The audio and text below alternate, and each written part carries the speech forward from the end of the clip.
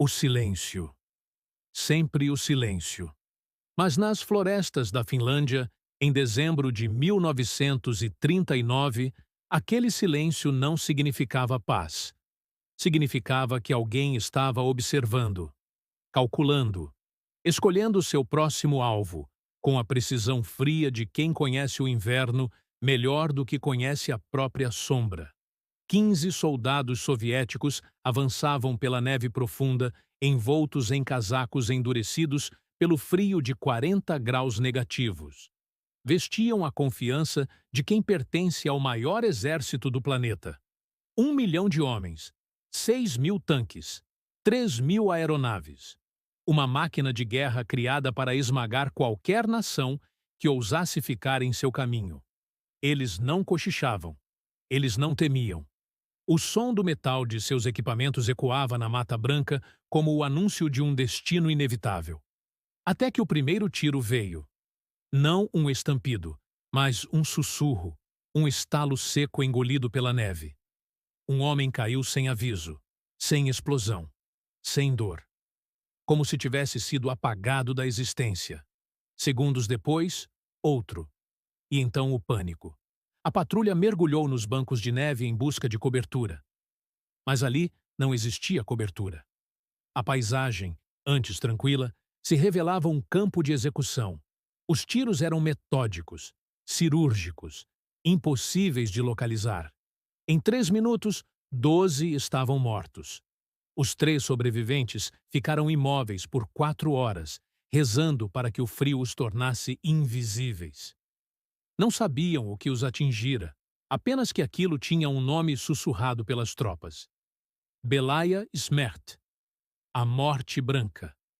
Mas a Morte Branca não era um demônio, nem uma lenda.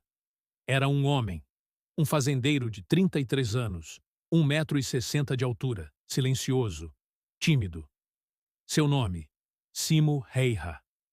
E com um rifle sem luneta, ele estava prestes a humilhar o maior exército do mundo. David contra um Golias congelado. A guerra que não deveria ter acontecido começou quando Stalin exigiu o território da Finlândia. Os finlandeses recusaram, e em 30 de novembro de 1939, o Exército Vermelho invadiu com números que mais pareciam uma piada cruel do destino. Mas Stalin esqueceu de um detalhe. O inverno finlandês não perdoa arrogância. Os finlandeses tinham uma palavra que definia o espírito daquela nação. Sisu. Uma coragem teimosa, resiliente, quase obstinada. Como lutar contra 1 milhão de soldados? Não lutando como eles. Os finlandeses quebraram as colunas soviéticas em pequenos pedaços, atacando com esquadrões de esqui que surgiam e desapareciam como fantasmas. O frio fazia o resto. Motores congelavam, graxa virava pedra, soldados morriam de frio ainda de pé. E entre esses fantasmas, havia um que se movia sozinho, o fazendeiro que enxergava o inverno. Simo Häyhä era um atirador premiado, e quando recebeu seu rifle M28A30, seus superiores lhe ofereceram uma mira telescópica soviética, moderna, precisa, desejada por qualquer sniper da época. Ele recusou. Por quê? Porque Simo entendia 3 coisas que nenhuma doutrina militar entendia. Lentes refletem luz. Na neve, qualquer brilho entrega sua posição. Lentes embaçam no frio extremo. Um segundo perdido limpando o vidro significa morrer. Mirar com luneta exige levantar a cabeça. Centímetros que, em um campo branco, transformam um caçador em alvo. A mira de ferro, a mais simples, a mais ignorada, era sua arma secreta. Mas seus outros truques eram ainda mais brilhantes. Ele compactava a neve e criava um bloco de gelo diante do cano, eliminando totalmente a nuvem de neve do disparo. Mantinha a boca cheia de neve, para que sua respiração não produzisse vapor no ar gelado. Construía posições invisíveis. E nunca disparava 2 vezes do mesmo ponto. Simo não era só um atirador. Era uma sombra, uma ausência, um silêncio, um fantasma na neve. Todos os dias, antes do amanhecer, Ele saía sozinho. Esquis, camuflagem branca, pão e açúcar no bolso, e seu velho rifle sem luneta. Escolhia um ponto, cavava um ninho, murchava sua respiração com neve e esperava. Horas e horas. Quando um alvo surgia, um oficial lendo um mapa a 300 metros, uma equipe de metralhadoras se posicionando a 250, um soldado correndo a 350, a floresta devolvia um único eco. E então, silêncio. 5 mortos em um dia. No outro, 8. Depois, 12. Quando desconfiaram, enviaram um observador. Ele voltou pálido, trêmulo. Era tudo verdade. No dia 21 de dezembro, Simo matou 25 soldados. No dia 22, matou 23. No Natal, 38. Ele sozinho havia criado uma zona proibida de quase 1 quilômetro. A linha soviética estava paralisada por um fazendeiro. O Exército Vermelho entra em pânico. Atiradores de elite foram enviados para caçá-lo e viraram alvo. A artilharia despejou centenas de projéteis em sua posição. Ele saiu dela com alguns arranhões e um comentário calmo. Hoje, eles estavam barulhentos. Desesperados, enviaram um pelotão inteiro de contra-atiradores. 30 dos melhores homens, armados até os dentes. Simo os esperou enterrado na neve por 6 horas. Um tiro. Silêncio. Outro. Silêncio. A formação se desfez. A confiança se desfez. O medo tomou o lugar da disciplina. Quando um pequeno grupo quebrou a regra e acendeu uma fogueira para não congelar, Simo emergiu da escuridão com sua submetralhadora Suomi e, 10 segundos depois, 6 corpos estavam no chão. Na manhã seguinte, encontraram 27 mortos. O pelotão inteiro havia sido apagado. O silêncio que quebra homens diários soviéticos recuperados depois da guerra revelaram o terror psicológico criado por Simo. Um soldado escreveu: "Mãe, isso não é guerra. Isso é o inferno. Não tememos os finlandeses, tememos o silêncio."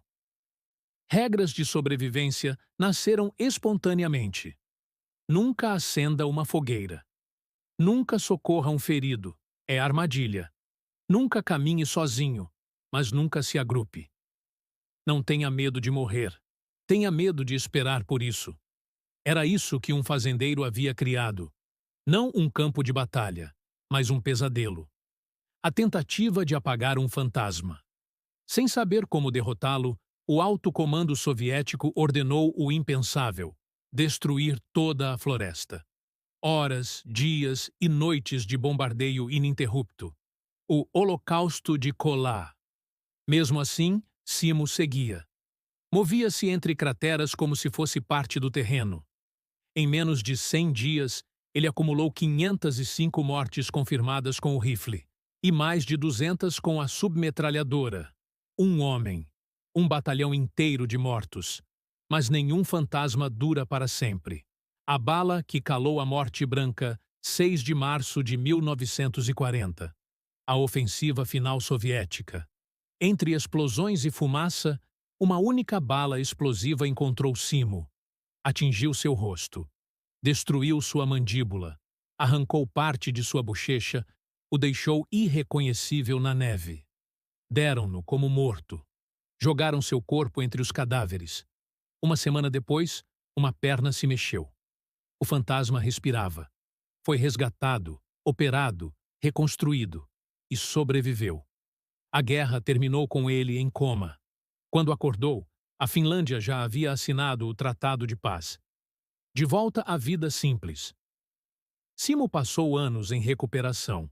Sofreu 26 cirurgias, teve o rosto reconstruído. Tentou voltar ao exército, mas não pôde. Então fez o que sempre soube fazer. Voltou para o campo, criou cães, caçou alces, viveu silenciosamente até os 96 anos. Quando perguntavam se ele sentia remorso, respondia apenas: "Fiz o que me mandaram fazer, e fiz o melhor que pude."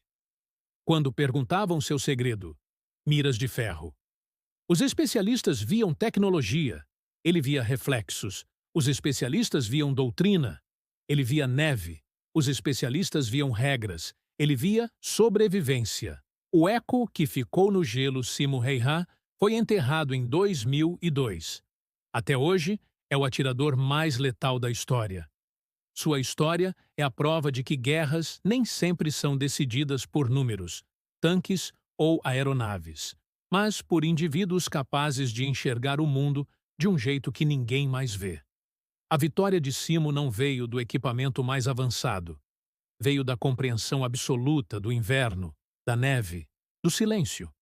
E foi isso que o Exército Vermelho só entendeu quando já era tarde demais.